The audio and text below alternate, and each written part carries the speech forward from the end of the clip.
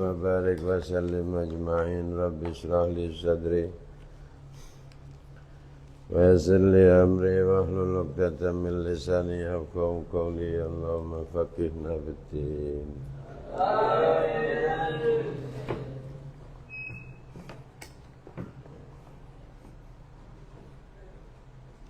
Bismillahirrahmanirrahim. Wa qala dawuh Imam Syafi'i, mana dortu ora taun debat sapa ingsun ahadan ing wong suwiji koton babar pisan faah babtu nuli demen ingsun ayukhti ayan luput sapa ahad. Kata Imam Syafi'i, kalau di dalam perdebatan saya ini enggak pernah pingin lawan debat saya ini salah. Wa makallamtu, ora tahu ngucap sapa ingsun gunemi berkata-kata aku ahadan ing wong suci koton babar pisan illa ahbabtu kejaba demen sapa ingsun ayu wafaqa ing yento ditulungi sapa ahad, diberi taufik. Wa yusaddadu lan didadekno mejono sapa ahad, wa yu'anu lan ditulungi sapa ahad, wa yakunu lan ana alai ngatasé ahad iku riayatan dadi pemeliharaan minallahi sangka Allah,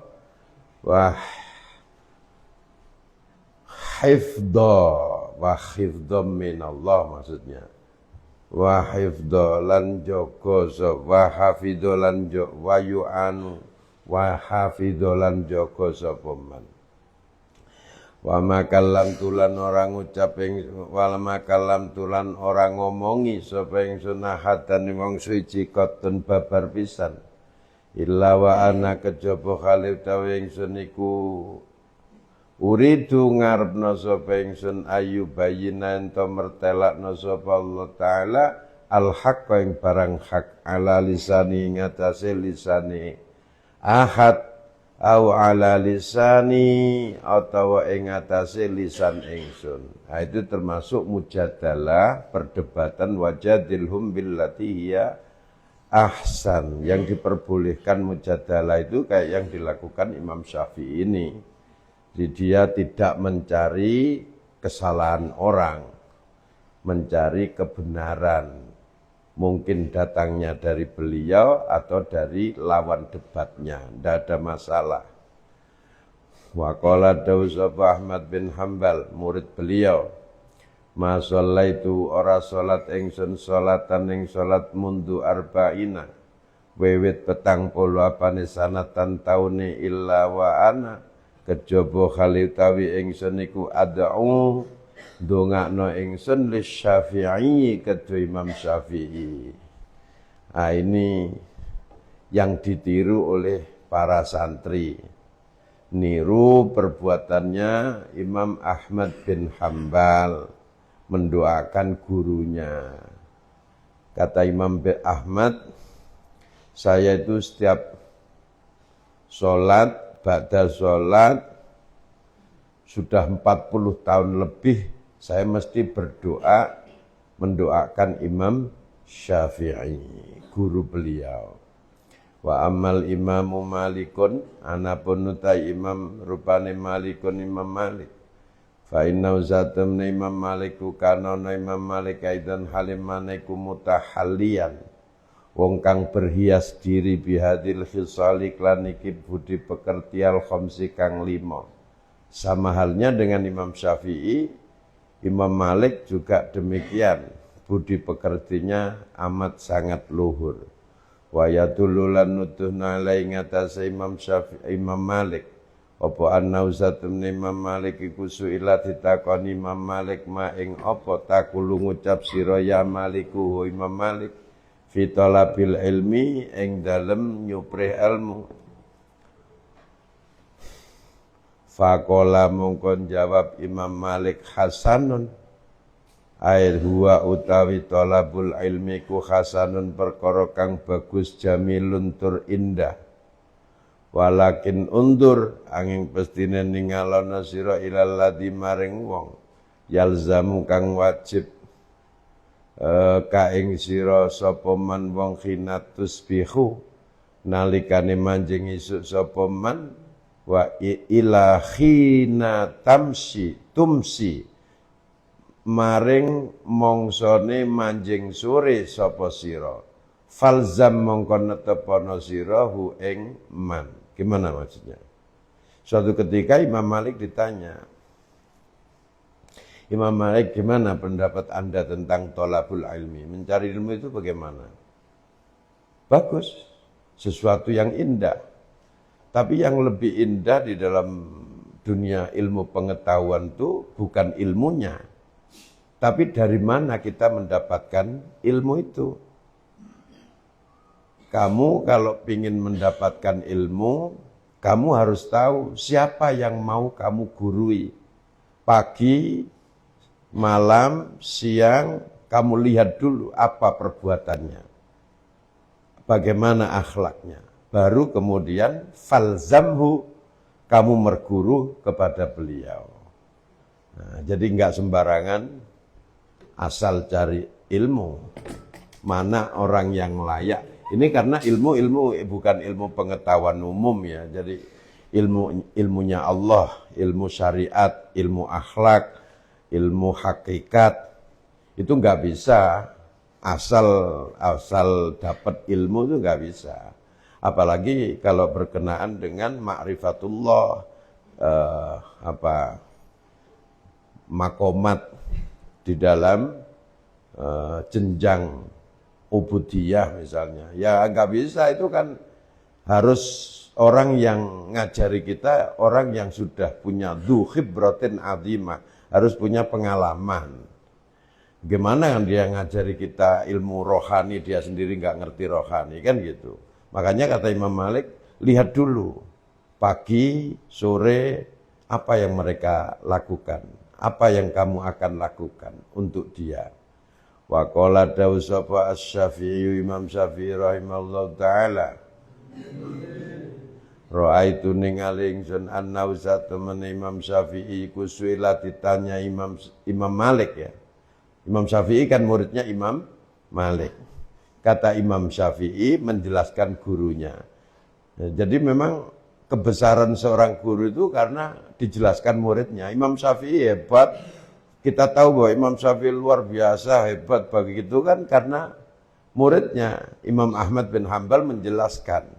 Nah sekarang kebesarannya Imam Malik itu dijelaskan oleh muridnya yaitu Imam Syafi'i.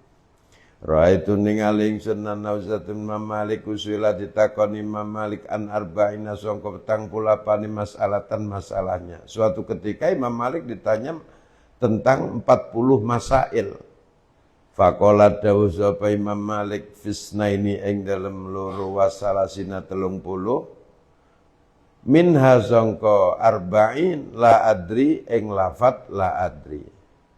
Dari 40 pertanyaan yang dijawab cuma 2. Yang 30 soal dijawab la adri. Waduh, saya enggak tahu ini. Padahal orang sealim Imam Malik. Itu kalau ditanya, kalau betul-betul dia belum yakin 100% kebenarannya, dia bilang la adri, saya enggak tahu. Orang alim sekarang kalau ditanya enggak tahu, dihujat orang sekarang. Padahal itu bagian dari jawaban. Kalau orang alim, ya seharusnya. Kalau orang alim ditanya kemudian dia jawab la adri, saya enggak tahu. Artinya masalah itu enggak bisa spontanitas memerlukan jawaban spontanitas, harus dilakukan penelitian, harus dikaji ulang, harus dibahsul masailkan, begitu seharusnya. Tapi masyarakat kita kadang-kadang terlalu cepat untuk menilai ya. Kalau ada orang alim kemudian ditanya la adri, maka yang dihujat yang alim. Katanya alim, ditanya begitu diem aja, gitu kan? Ya memang tingkat literasi masyarakat kita kan rendah, makanya harus ngaji terus kita ini, harus keluar-keluar ngaji banyak, biar pinter masyarakat itu. Mencerdaskan kehidupan bangsa itu kan kewajiban kita ya, amanat undang-undang, bukan memberi makan.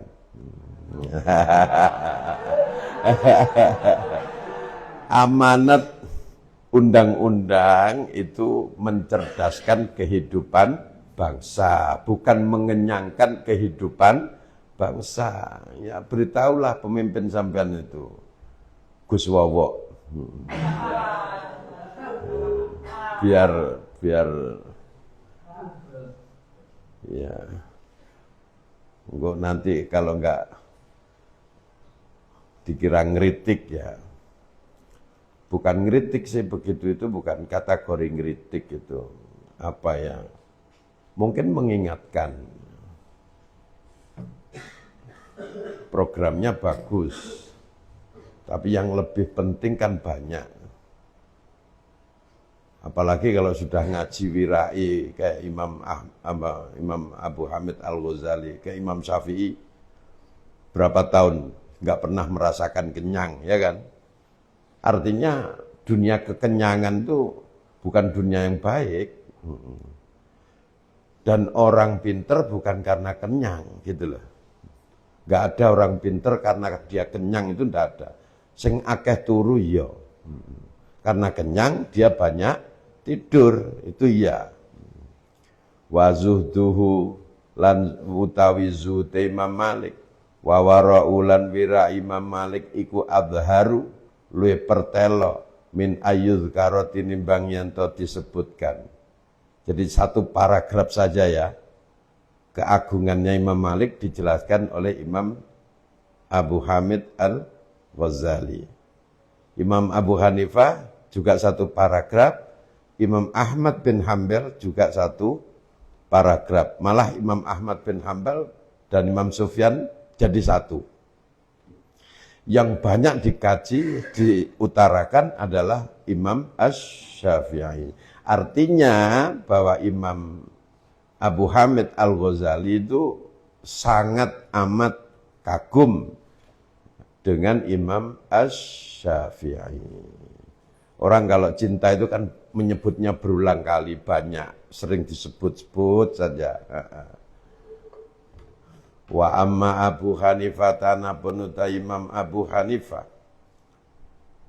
fakadhalika kaya mengkono Imam Abu Hanifah ruwiyat diriwayatno anna usatmene Imam Abu Hanifah iku kana ana sapa Imam Abu Hanifah iku yuhyi nguripna Imam Abu Hanifah nisfal laili ing separuh malam. Fa asyara mongko isyarat ilaihi maring Abu Hanifah sapa insanun menungso bi anna hadzal ladzi kelawan satemene iki perkara yuhyi kang uripna ladzi kullal laili saben-saben wengi. Falam yazal mongko ra gingjer ba'da dzalika sawise mengkono asyara yuhyi nguripna sapa Abu Hanifah al-laila ing malam kullahu ya sekabehane lail. Gimana maksudnya?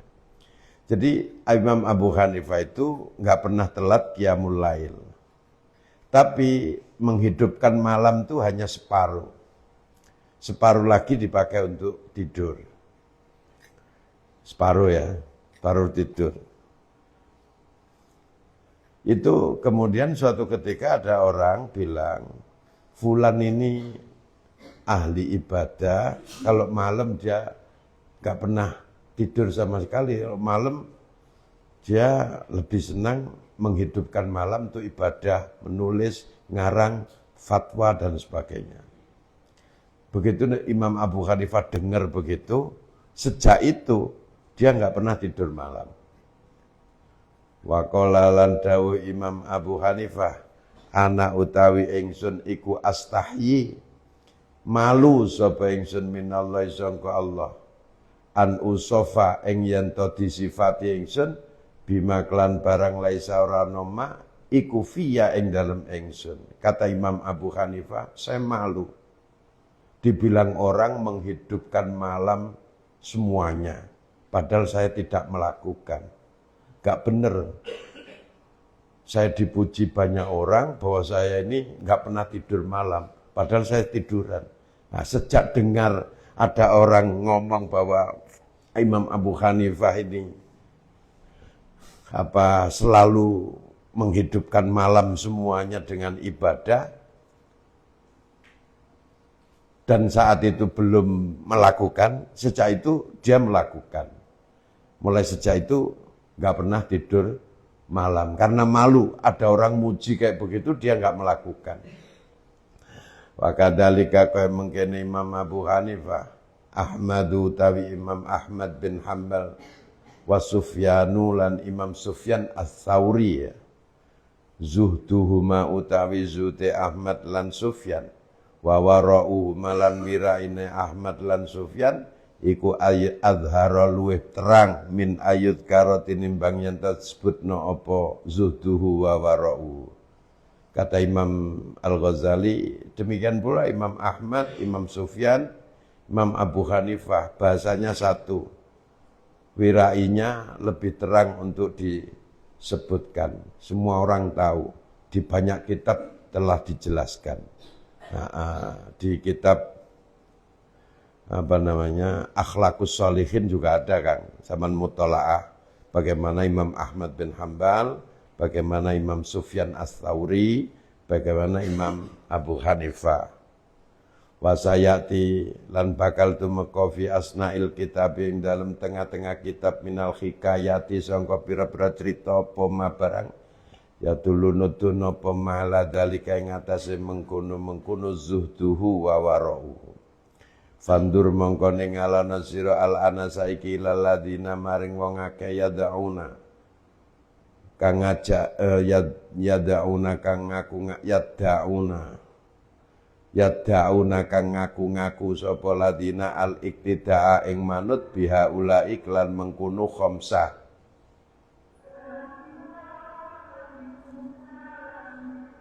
Kata Imam Ghazali gini, nah sekarang kita ukur diri kita dan orang-orang yang ngaku mengikuti ulama semisal Imam Abu Hanifah, semisal Imam Sufyan, semisal Imam Imam Malik, semisal Imam Syafi'i.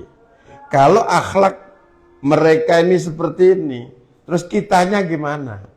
Bener nggak perbuatan kita, benar gak cara ibadah kita, benar gak cara membagi waktu kita untuk Allah, untuk ilmu, untuk masyarakat, untuk ibadah dan sebagainya.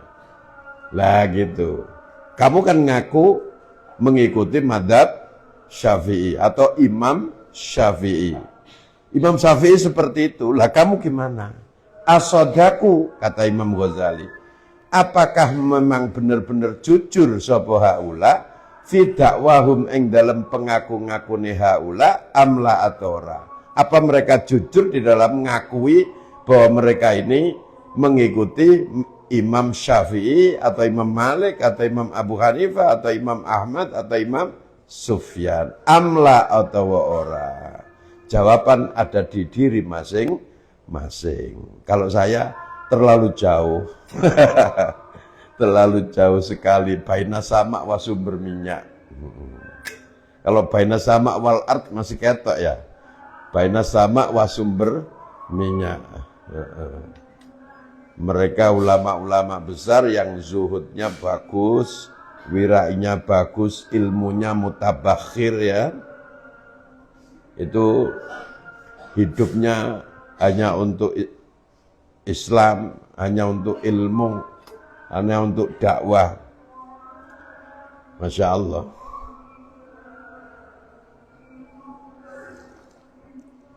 Lah kita ngaji itu bagian dari kepingin niru mereka. Kalau saya gitu, kita ngaji terus itu untuk memupuk biar kita bisa meniru para ulama. Yaitu mereka ulama-ulama gini ini yang kita tiru, Kang. Bukan ulama sing ngelama-ngelama ngono iku. Makanya ngaji kitab.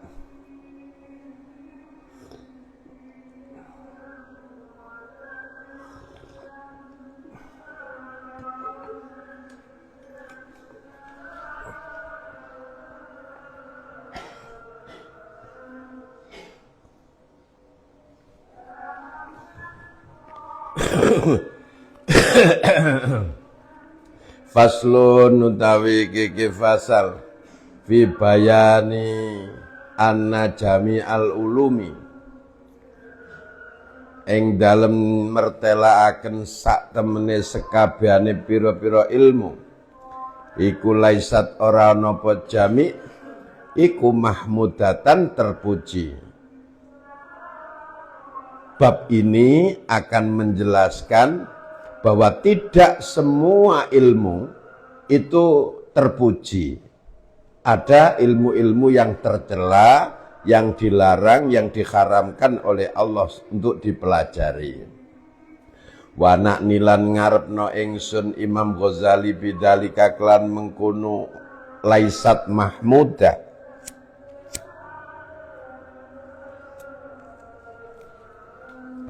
As-sikhra ing ilmu sihir.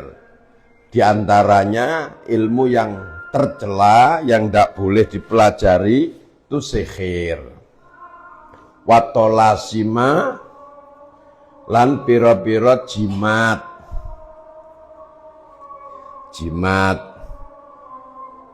Wal falsafata dan filsafat.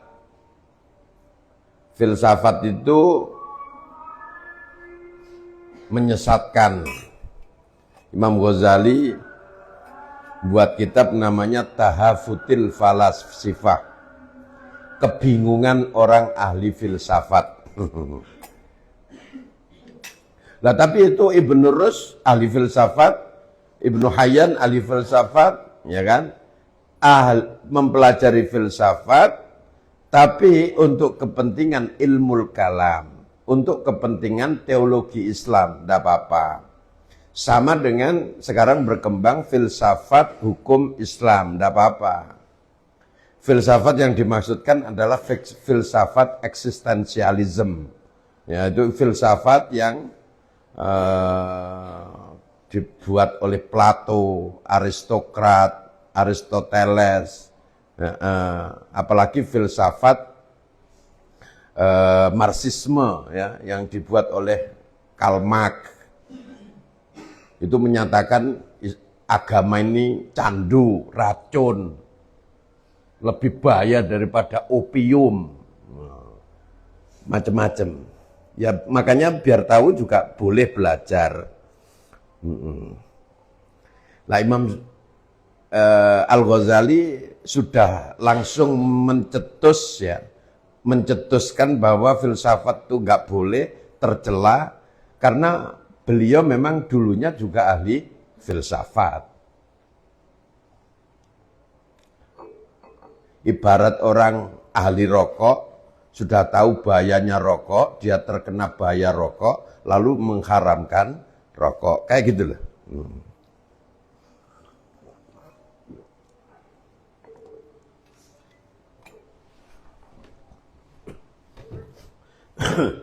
Filsafat Marxisme, filsafat sosialisme, itu filsafat-filsafat yang berbahaya. Bukan berbahaya, mengarah kepada ateisme. Kenapa? Karena filsafat itu berbicara tentang sesuatu yang indrawional, bisa dicerna oleh mata, telinga, indrawi. Lah sementara agama itu ada yang indrawional, ada yang non indrawional atau supranatural, seperti surga, neraka dan sebagainya itu nggak ada dalam rumus filsafat. Kenapa? Karena tidak bisa dilihat, tidak bisa diraba, tidak bisa dilakukan penelitian. Ahli filsafat itu ahli penelitian. Sesuatu yang diteliti itu harus nyata. Paham? Iya. Tapi filsafat itu bagus untuk ilmu karena dia menaungi menaungi ilmu eksakta. Jadi orang itu tidak bisa tahu eksakta ya, kalau dia tidak dicetuskan oleh teori filsafat. Jadi teori filsafat itu yang mencetuskan ilmu kimia, ilmu IPA, ilmu biologi, ilmu aritmatika dan sebagainya, eksakta, itu dicetuskan oleh filsafat. Kenapa? Karena garapan filsafat memang sesuatu yang nyata di depan mata. Dari ilmu itu kemudian orang bisa menerbangkan dirinya di luar kemampuan sesungguhnya. Manusia nggak mampu terbang. Tapi dengan filsafat, kemudian muncul ilmu eksakta, kekuatan manusia ini diukur, kemudian gravitasi bumi diukur, kemudian diciptakan alat untuk bisa terbang. Muncullah pesawat terbang. Nah, itu dari mana? Asal-usulnya filsafat. Asal-usulnya filsafat, tidak bisa. Sama dengan ilmu-ilmu sosial. Itu semua muncul diilhami oleh filsafat ilmu.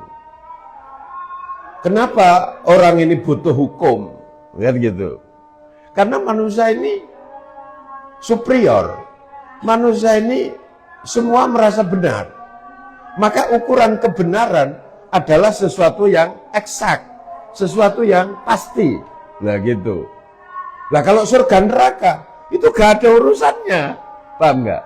Nah maka dibutuhkan alat ukur di dalam kebenaran yang kita sebut dengan undang-undang, yang kita sebut dengan hukum formal, yang kita sebut dengan hukum positif dan seterusnya. Itu dari mana? Filsafat. Tanpa filsafat tidak akan ada ahli hukum. Gitu. Tapi faktanya juga bahwa ahli filsafat berhenti dalam kebingungan filsafatnya sampai dia mati juga banyak. Nah, mayoritas ahli filsafat itu tidak sampai kepada hakikat eksakta. Lah, yang sampai pada hakikat eksakta apa? Penerusnya. Jadi para ilmuwan ahli filsafat itu dia berhenti dalam dunia filsafatnya dan mati dengan filsafatnya sampai dia tidak tahu kebenaran, tidak tahu Tuhan, ya kan?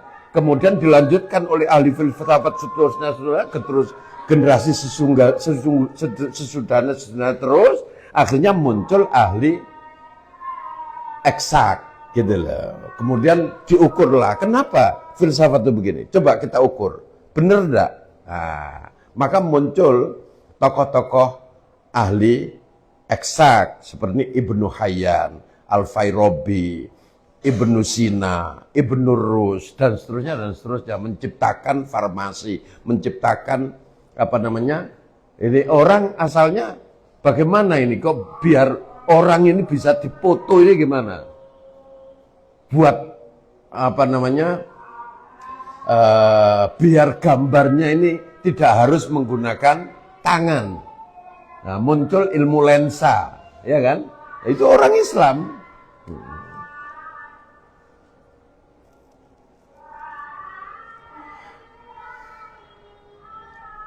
Makanya kemudian ada istilah Kang, kalau diteruskan ya, saya teruskan dulu. Kemudian kalau diteruskan, ada orang tidak mau dengan teknologi dari barat, kan dikatakan itu salah. Memang benar. Kenapa? Karena teknologi itu tidak muncul seketika. Teknologi itu tidak ada yang muncul dari suatu bangsa saja. Dia rantaian dari berbagai macam ilmu pengetahuan yang bertubi-tubi, bertumpuk-tumpuk terus dari satu generasi ke generasi lain, akhirnya menjadi sebuah teknologi yang terbaru. Dulu sebelum ada televisi yang smart television ya, ada Android television. Sebelum Android ada smart television. Ada apa? Sekarang Google television, ya kan ya. Sebelumnya apa? Televisi merah putih. Bukan merah putih, hitam putih, ya kan? Sebelum ada televisi apa? Siaran radio. Sebelum siaran radio apa? Dan seterusnya dan seterusnya. Ya. Sebelum ada WhatsApp, ada gini. Jadi itu tumpuk menumpuk dari kumulasi sekian generasi ke generasi yang lain. Dan generasi ini nggak boleh mengklaim ini milik saya, nggak bisa. Ini milik Barat, ini buatan Barat. Teknologi ini dari Barat, nggak bisa. Orang Islam, tokoh-tokoh Islam juga menciptakan teknologi pada zamannya. Termasuk Bahtera, apa Bahtera itu? Kapal laut. Kapal laut pertama di dunia ini miliknya Sayyidina Utsman bin Affan. Sekarang kamu klaim bahwa the Titanic, ya kan? Yang paling populer itu milik kamu, gitu kan? Gak bisa. Ya itu miliknya orang Islam juga, enggak juga. Ya manusia yang berkarya ini manusia secara umum tanpa melihat dari mana dia, gitu loh. Internet sekarang memang dikuasai oleh Israel misalnya. Terus kita bilang bahwa internet ini dari Israel. Kamu katanya benci Israel, kok menggunakan internet? Loh, internet bukan miliknya Israel, miliknya umat manusia. Iya. Lah kalau GoFood, nah itu miliknya Nadiem. Nah, karena itu aplikasi kan, beda lagi. Itu aplikasi. Sama dengan Maktabah Syamilah, itu miliknya mereka, miliknya orang Salafi, miliknya orang Wahabi. Nah, kenapa? Karena bentuk aplikasi bisa diklaim. Ini milik saya, baju saya, kayak gitu loh Kang. Tapi kalau teknologi modern berupa apa internet, kemudian softwarenya, ya nggak bisa diklaim milik saya, nggak bisa.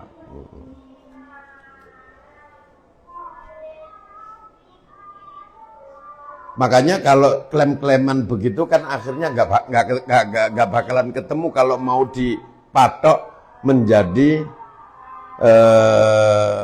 ciri khas bangsa. Contoh ya. Makanan Padang.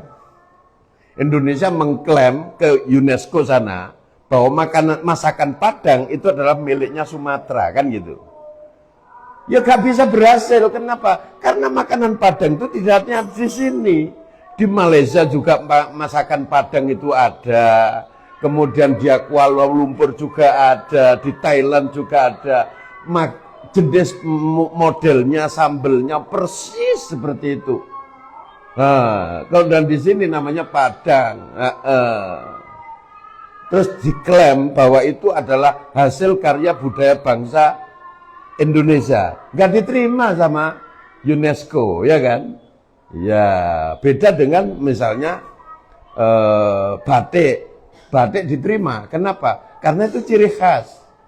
Itu loh. Pengembangan konvensional namanya. Ciri khas. Nah kalau semua orang menggunakan, kamu klaim ini milik saya. Loh. Emangnya kamu manusia pertama? Kan gitu. Lucu kan?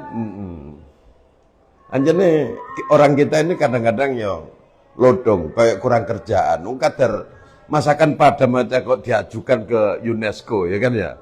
Manfaatnya apa coba? Manfaatnya loh apa? Kamu mengklaim bahwa masakan Padang itu miliknya Indonesia. Ya kan manfaat itu. Ya mek diakui ngono tok ae. Padahal di mana-mana ada, di Malaysia sampean ketemu masakan Padang. Jenisnya podo, rasanya podo, ya kan? Ya mungkin dia gak tahu nang dindi, ruwe ya nang ngene Sumatera, Ambo.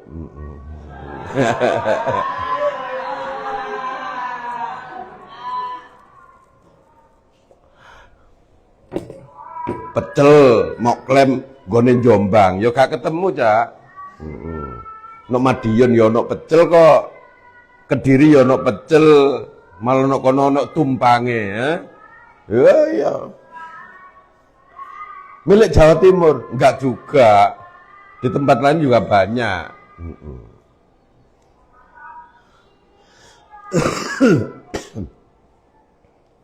Anek tahu klemen Jombang enggak apa-apa. Karena orang Jombang itu masakan apa aja nggak pernah lepas dari tahu coba. Wis ono satene, wis ono sembarange ya. Jek ono tahune tandane. Iku Jombang. Mbok saking medite, mbok saking apa nih, saking senenge mbek tahu mbok karo aku. Lazimnya kalau di mana-mana masakan Padang ya, masakan Padang ya kan tahune kan. Coba masakan Padang disuguhno nok Jawa. Nok Jombang bukan Jawa, Jombang. Engko lak enek Padang ono tahu ya kan. Lah iya, masakan Bali lho. Bali kan Bali. Nah, tetep enek tahune. Padahal aslinya kan rendangan itu. Apa jenenge? Daging kan. Gak iki. Bali tahu. Lucu wong Jawa ya. Dan lucunya meneh nek ono berkat ya, Bali, ayam, telur, tahu. Sing tak pangan tahune coba. Anjane desa temen kok wong Jombang iki.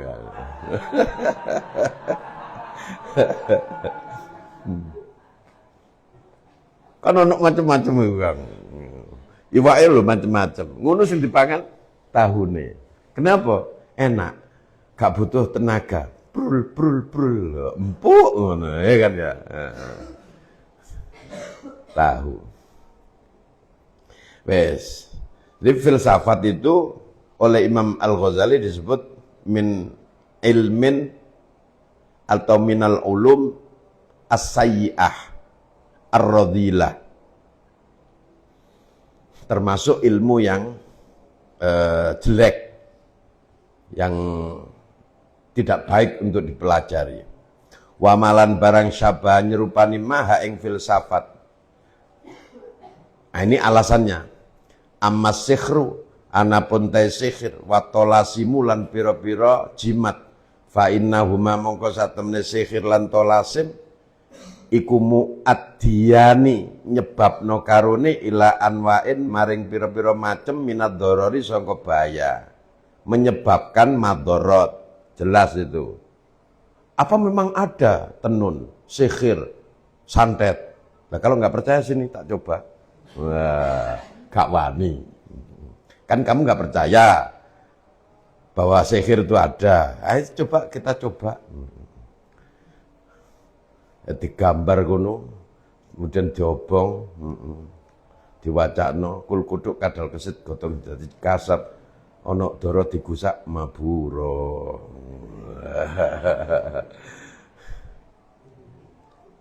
Wa aman nujumu anapun utawi ilmu perbintangan astronomi fali annaha krono satemene nujum iku manhiyun dilarang apa anha sangka nujum.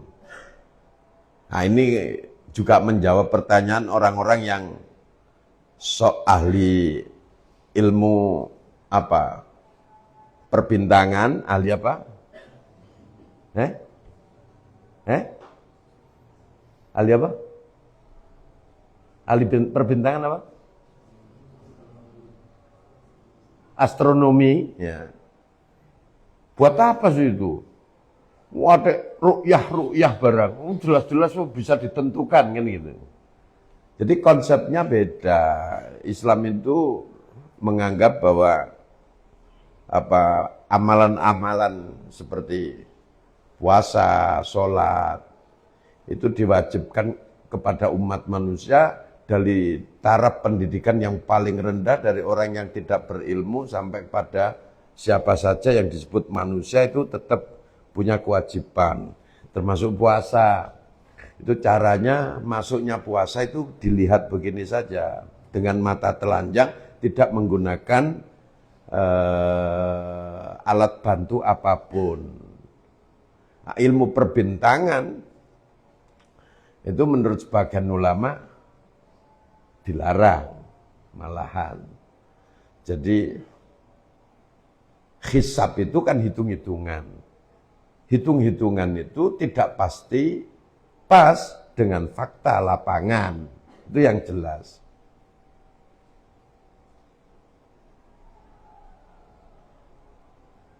Kita menghitung bahwa bulan ini 29 sudah habis. 29 besoknya berarti tanggal baru kan ini, hilal. Itu menurut hisab, menurut perhitungan, menurut astronomi. Tapi bisa jadi faktanya tidak demikian. Sampai besok tanggal 29 ru'yah melihat hilal, ternyata hilal sudah gede. Ya enggak ada masalah. Tetap puasa. Nah, tidak berdasarkan hitungan tadi. Hitungan itu adalah perkiraan. Ilmu perbintangan itu adalah ilmu perkiraan. Gitu loh. Tidak bisa dijadikan patokan. Emangnya kamu pernah ngukur lintang selatan, lintang utara? Kecepatan bulan sekian. Ngukurnya dari mana? Kalau 1 tambah 1 jelas. Enek tongkat 1 kamu bawa dengan tongkat 1. 1 tambah 1 jadi 2. Bisa dilihat mata, bisa diraba, bisa dinyatakan secara fakta. Tapi kalau ilmu perbintangan, kamu menghitung bintang saja, itu bukan bermasalah. Jaraknya dari sini ke sana itu berapa? Kamu dari sini ke bulan itu berapa? Poros bulan, peredarannya bulan, itu kamu hitung. Itu kan berdasarkan perkiraan. Wong kamu melangkah dari sini ke Jakarta saja gak bisa kok. Ya kan? Lu tapi tepat itu. Sini Jakarta itu 700 sekian kilometer. Iya, betul. Itu menurut perkiraan yang diperkirakan. Dari hukum perkiraan. Jadi semuanya serba perkiraan. Makanya kalau terjadi titik salah, jangan disalahkan Google-nya. Sama Sherlock nih ke teman. Aku di sini. Cepet ya. Janjian pakai WhatsApp. Lah.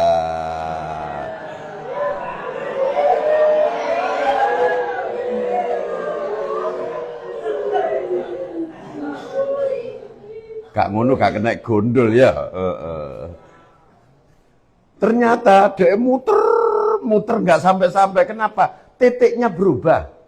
Lah kok bisa titik berubah? Ono jin paling akeh jine nang gomamu. Loh. Itulah sumber hukum yang dihasilkan dari perkiraan. Nggak bisa dijadikan patokan hidup gitu loh. Nah ini orang-orang ahli astronomi yang belum ahli, takut belajar, suka cuap-cuap, buat apa itu pemborosan bahsul apa ru'yah, majelis ru'yah barang. Untuk apa itu? Makanya kan nggak ditanggapi sama ulama, nggak ditanggapi NU, nggak ditanggapi MUI, nggak ditanggapi Kemenak. Karena apa? Dianggap arek goblok ngomong ngono lho. Tahsilul hasil kan ya. Lalar gawe arek goblok ngomong ditanggapi kan ngono. Nah, itu kalau dijelaskan memang panjang.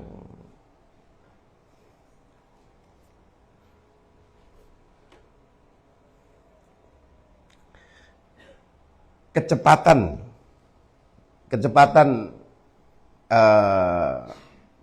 mobil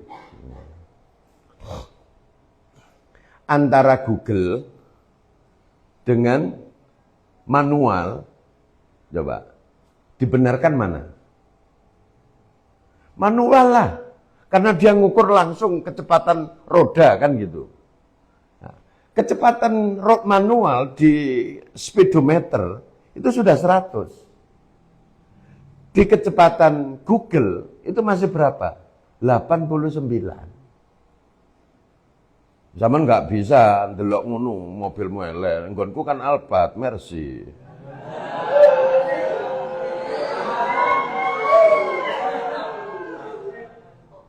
Makanya kita tuku Mercy Ceru perbedaannya antara kecepatan Google dengan kecepatan speedometer. Kok nggak sama ya?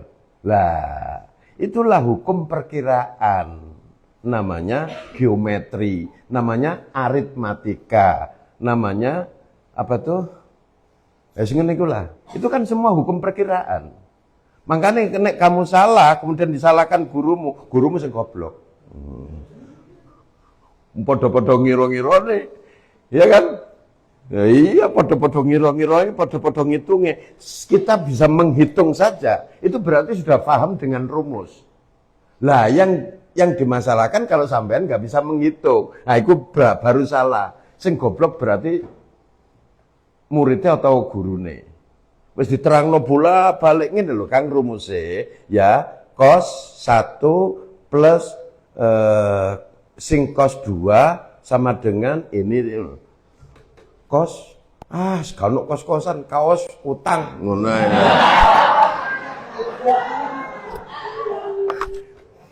Saman bisa menghitung dok, itu sudah benar. Hasilnya salah apa tidak? Tidak ada masalah itu seharusnya. Kenapa? Karena itu sama-sama hasil penelitian. Itu loh. Yang penting tidak salah menerapkan rumus. Gitu. Yang salah itu menerapkan rumus. Misalnya, zaman gawe poro gapit. Ya. 14 dibagi 7. Nah, zaman kayak gini 14, sini 7 benar. Iki gak 14-nya, iki poro gapit gini kan. 14-nya kayak gini. Nah, terus 7-nya sebelah sini. Kan namanya gak ngerti teori. Nah, itu baru salah. Gitu loh. Kalau hasilnya bisa jadi saya dengan ente nggak sama hasilnya nanti. Ya kalau sekedar 14 bagi 7 mesti sama lah karena hitung-hitungan gampang. Tapi kalau sudah kecepatan angin, kecepatan suara, kecepatan meteor, siapa yang pernah ngitung meteor itu? Nggak kobong kan? Kan ya? Loh lah iya, makanya jangan ngotot. Kebenaran itu nisbi. Gak bisa sama mempertahankan, gak bisa di ngotot-ngototkan. Sama-sama hasil penelitian. Paham? Lah, ngono Kang.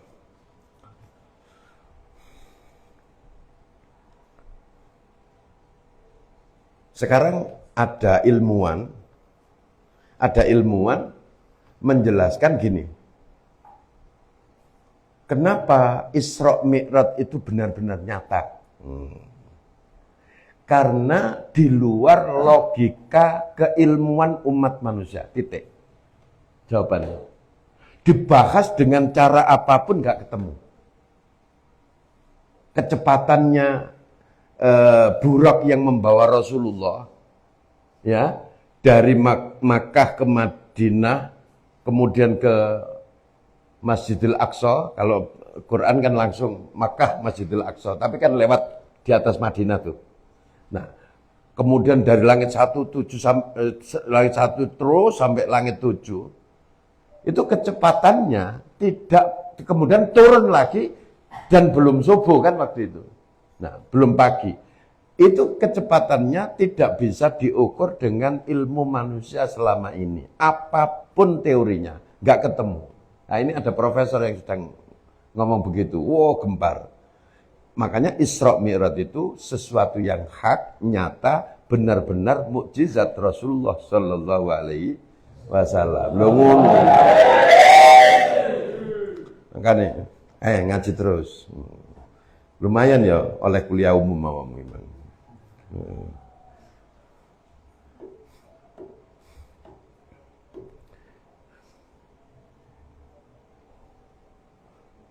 Aman nujumu. Anapun utawi ilmu perbintangan fali anhaza temenin nujum iku manhyun dilarang opo anha nujum. Jadi menurut mayoritas ulama ilmu perbintangan itu dilarang. Kita nggak ada penting-pentingnya ngurusi perbintangan, gitu loh Kang. Karena itu menghabiskan usia, nggak ada manfaatnya.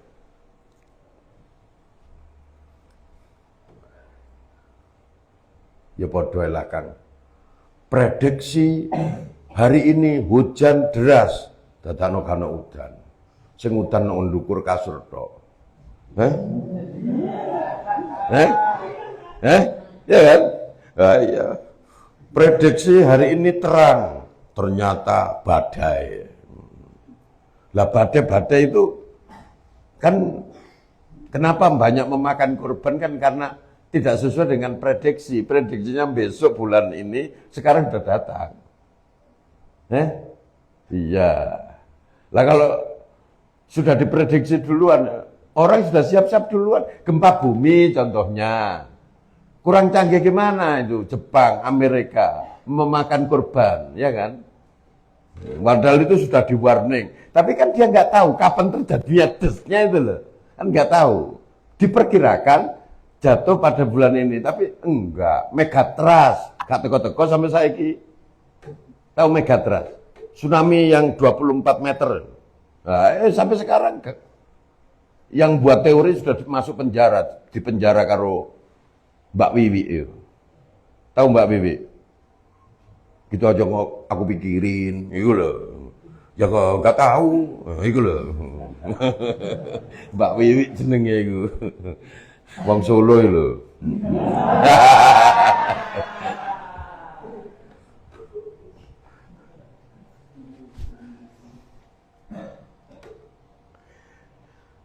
Itu kolah nalikane dawuh Kanjeng Nabi sallallahu alaihi wasallam,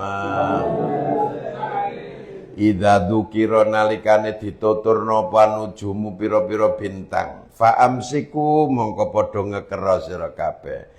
Kalian kalau sudah berbicara tentang perbintangan, menahan dirilah, kata Rasul. Jadi ini larangan Rasulullah, bukan dari para ulama, dari Rasulullah menyatakan, kamu kalau sudah ngomong-ngomong perbintangan berhenti. Sebab itu nanti mengurangi keimanan kamu kepada Allah, qadha qadarnya Allah. Oh, kita hujan karena ada bintang ini datang. Kayak gitu loh, Kang. Sebentar lagi akan terjadi gempa bumi, sesar Sunda, sesar Mojokerto, sesar padane wong lahiran sesar. Akhirnya kan takut-takut sendiri hidupnya manusia ini, ya kan? Dibujuki karo sesar-sesar itu, ya kan ya. Takut sendiri ya, bagi mereka yang hidup di atas sesar-sesar itu ya nggak ada masalah. Ket biyen yo roba rabi monak mana, ya kan? Wae gempa bumi ya gempa bumi ae, wae gunung meletus ya meletus ae, biasa ae, ya kan ya? Iya, malah dibuat konten saiki kok tambah. Gara-gara mereka itu kan kita jadinya takut, hati-hati. Oh, laut sedang pasang, akhirnya gak wani nang pantai kita. Padahal didatangi betul ya kan opo-opo. Ya memang baik sih untuk peringatan kan, tapi ya berlebihan mereka itu. Akhirnya menakutkan ngono. Wa inna ma awakmu kan gak tau wedi, Mas. Apa ono jin tomang ya gak wedi awakmu. Wa inna ma umirna angin bestine diperintah kita bil imsaki kelawan menahan diri. Kenapa? Kalau sudah bicara ilmu perbintangan suruh menahan diri. Li'annal insana krana sak temene menungso iku masyufun, tersandra bil ikhalati kelawan gawe rekod daya alal asbabi ing atase pira-pira sebab. Di manusia ini akan disibukkan dengan hal-hal duniawi yang menjadi sebab terjadinya perputaran perbintangan, gitu kan? Dan itu nggak ada habisnya karena manusia hidup di bintang, di planet, sebuah planet ini bagian dari perbintangan raksasa alam semesta, kan ngono. Yakni ngarepno Kanjeng Nabi al-wasaita ing pira-pira perantara al-makhsusata kang bersifat indrawi. Wal mutakhayyilata kang dihayalkan, dibayangkan. Dulu itu terjadinya umat manusia berjuta-juta tahun yang lalu terjadi Big Bang. Ya kan? Big Bang jarene. Baru kemudian ada alam semesta, kemudian ada muncul manusia. Kapan ngene iku kok iso ngarang ngene iku lambemu? Berjuta-juta tahun yang silam itu sudah ada namanya Big Bang. Dan nanti sekian juta tahun yang akan datang juga terjadi kembali Big Bang. Kan gitu. Dan hancurlah kehidupan umat manusia. Masih lama sekali. Gak usah dipikir. Kamu masih bisa hidup bermiliar-miliar tahun. Akhirnya kan orang mikir, iya ya. Lah apa wedi mati? Ngono kan ya. Jare Kanjeng Nabi kiamat sudah dekat. Jare sapa? Kan ngono. Itu bahayanya ke sana. Ngumarang wong-wong itu. Lah dia ngomong berjuta-juta tahun yang silam, Selat Sunda itu jadi satu, kan gitu. Dibucuki kan ngambil teori YouTube kok gendeng kok dia. Lu dia nggak pernah lihat nggak pernah, diperkirakan, gitu kan. Tapi nggak bisa disalahkan, wong itu teori. Teori kan seperti filsafat tadi membayangkan, ya kan? Selat Sunda, Sumatera, Sunda, Jawa itu dulu jadi satu. Bahkan seluruh Indonesia ini dulu jadi satu. Berjuta-juta tahun yang lalu itu pulau. Kemudian terjadi penyusutan. Penyusutan air, kemudian terangkatlah kepulauan-kepulauan ini. Nah, yang tidak terangkat airnya menjadi selat-selat, Selat Sunda, Selat Sumatera, Selat Riau, dan seterusnya. Akhirnya jadi kepulauan-kepulauan. Asalnya dulu, enggak. Semuanya di atas permukaan laut. Lah kon ro tangan iku. Lah kok iso ngarani berjuta-juta tahun? Yang lalu dulu terjadi begini. Rembang itu dulu laut. Namanya Selat Kudus, ya kan? Kan ada teori ngono. Demak itu juga itu. Kok iso ngarani ngono? Yo, teorinya begitu. Sopo sing gawe teori? Wong gendeng.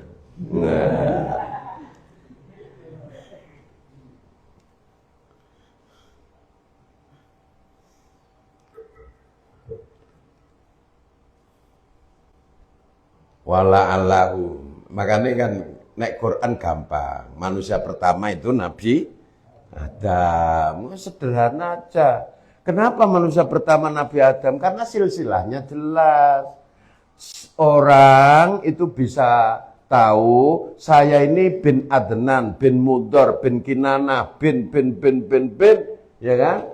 Sampai kepada Nabiullah Nuh bin Sis bin Adam alaihi salam. Lah nek kon bin kera ya kan? Kamu dari kera toh ya? Teori Darwin itu loh. Teori evolusi itu loh.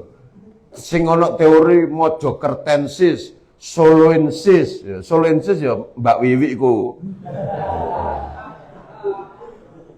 Makanya kan wajah persis karo Fir'aun Mesir ya kan ya.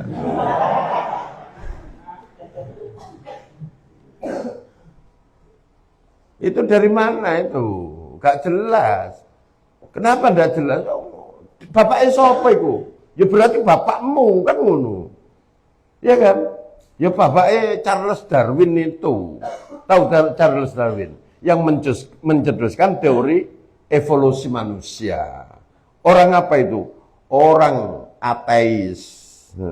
Gak ngakoni Adam. Ngawur Adam. Adam itu jendeknya nane. Iki bumi sudah berjuta-juta tahun. Nah, kan saya percaya Quran, tak percaya arek gendeng iku. Nah, percaya arek gendeng iku ya dari Darwin ya berarti bapakmu turunane kera. Loh. Man abuka kirdun. Gampang. Nek saya man abuka Abuna Adam alaihissalam. Jelas. Karena sejarahnya jelas, ada binnya. Binnya itu sambung gitu loh.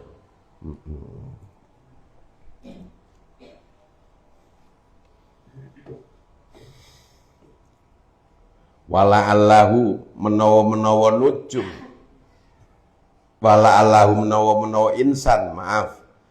Yang fulu dadi lale sapa insan bisa babihi kelawan sebabe nujum an musabbibil asbabi sangka Allah kang dadekno sebabe pira-pira sebab. Karena dia manusia ini sibuk ngurusi perbintangan, alam semesta, rotasi bumi, ya kan? Jarak tempuh kehidupan umat manusia, akhirnya lupa kepada penciptanya manusia, dan itu yang diharapkan dari dunia perbintangan, menjauhkan manusia dari penciptanya manusia.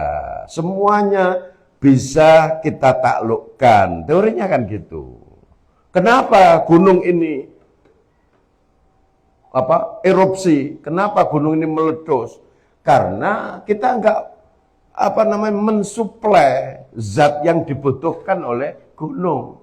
Coba gunung ini kita suplai dengan sesuatu yang bisa meredam bara api yang ada di magma itu. Kita suntik gitu. Berhenti dia enggak akan meletus. Ternyata begitu disuntik, gurung nyuntik tambah ngentut dhisik. Akhirnya mati gue sing melakukan. Orang Eropa kan maunya kan disuntik tuh gunung biar tidak meletus di Eropa itu. Tapi begitu habis disuntik tambah mengeluarkan magma yang terbesar, enggak meledak memang, tapi malah meleleh, malah menghancurkan banyak tempat. Kan faktanya itu. Nah, karepe kan menaklukkan alam semesta. Ini harus ditaklukkan. Sesar bumi barang itu mau ditaklukkan gitu loh. Jangan sampai ada gempa itu, jangan sampai, ngono loh. Bagaimana caranya? Sesarnya diiris. Mbok kurang duwe ilmu deh. Wong nyesar menungso ae gawe BPJS. Wa mal falsafatu. Ditingkas kan masih ya. Wa mal falsafatu anapun utai filsafat. Kenapa filsafat dilarang? Fali ada iha krono nekakno filsafat ila umurin maring pira-pira perkara ala khilafis syar'i netepi perbedaan syariat. Filsafat ini acuan berpikirnya bertentangan dengan syariat. Gitu loh. Filsafat menyatakan sesuatu yang ada itu dari benda yang ada dan akhirnya tidak ada. Syariat menyatakan sesuatu yang ada di alam semesta ini tidak ada, diadakan oleh zat yang ada, akhirnya ada, dan pada akhirnya ditiadakan kembali oleh zat yang maha ada. Itu syariat. Semuanya kehendak Allah. Kalau filsafat, semuanya atas dirinya sendiri. Dari alam semesta itu sendiri, namanya eksistensialisme. Wala yungkir, karena dunia ini asalnya tidak ada, maka nanti akan berakhir dan akhirnya tidak ada. Manusia ini asalnya dari tanah, kembali ke tanah, dan tidak akan menjadi manusia kembali. Ya sudah, selesai. Kalau sudah masuk kubur, selesai kehidupannya. Nggak ada kehidupan lain. Itu filsafat. Sebabnya saya ngomong ngono gak tahu mati. Gak roh memedi, gak roh Mbak Kunti. Walayung kirulan orang ingkari, walayung karulan ora diingkari annal hisabiyati. Sak temene ilmu perhitungan iku layum kinu ora kongang apa mukhalafatuha menentang hisabiyat wa ingkaruha lan ngingkari hisabiyat. Walakin hiyangin pestine utai hisabiyat iku madkhalun tempat masuk ilama maring barang waro'aha ing dalem burine hisabiyat. Yang benar begitu. Ilmu aritmatika, geometri, semuanya ilmu eksakta itu untuk panduan sesuatu di luar eksak. Apa itu? Supranatural gitu. Itu syariat, tapi filsafat enggak. Karena apa? Karena itu bagian dari produknya filsafat. Fal yaktasir mongko becik ngalapo cukup sapa wong minha sangka hisabiyat ala qadril hajati netepi saukurane butuh. Lah boleh kita belajar ilmu perbintangan, filsafat, ilmu eksakta sesuai dengan kebutuhan manusia. Contoh, manusia sekarang butuh perhitungan untuk dunia perbankan. Ya muncul fakultas perbankan Islam. Tidak apa-apa. Kita sedang butuh dunia perbankan, hitung-hitungan cara bagaimana keuangan ini berputar. Gitu aja, nggak usah mikir sampai sekian juta tahun yang silam. Dulu ada manusia yang bernama Darwin, ya aku iki. Gendeng, monyet, para monyet. Soloensis, Kertaensis, ngono aku mbiyen SD bojo ngono gelem ae. Dikon ngapal pisane. Ambek gurune nek hafal cewedot ngono. Maca Kertaensis, Soloensis apa nih? Iya kan? Manusia purba itu loh. Kan ada teori manusia purba, macam-macam. Lali aku MI biyen. Nek gak hafal paras bapak ngono. Nek iku gak sepiro dikon ngapalno nama-nama raja Jawa. Aduh aku gak dadi pitakon kubur iki aku.